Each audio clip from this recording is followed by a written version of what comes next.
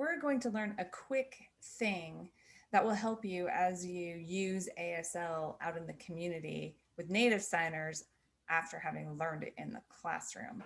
And I really think this is one of the most important things that you can take away from an ASL class. So there are two types of language: prescriptive language and descriptive language.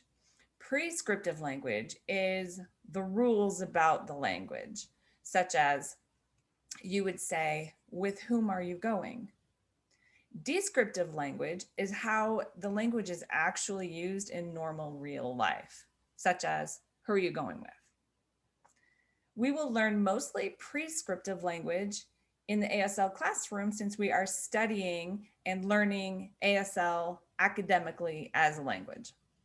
When you meet deaf people in the community or when you sign with other fluent signers, however, you will most likely see some differences in how ASL is actually used in real life.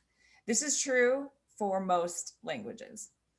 Think about it this way. If you grew up speaking English or whatever your native language is, you learned how to use the language without actually knowing all the rules of it.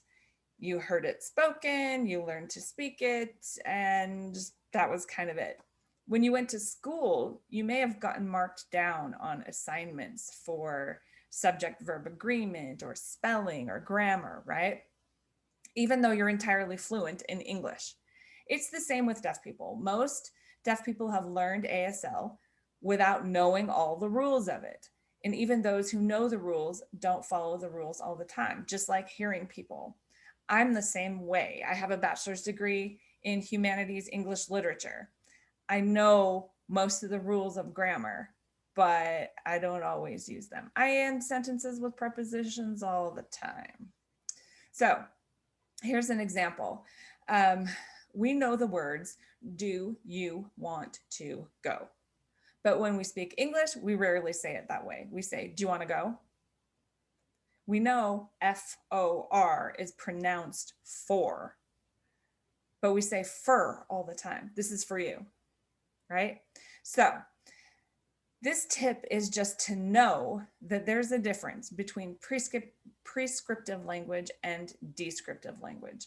Knowing the language prescriptively, all the rules and how to do it right, will help you communicate what you want to communicate.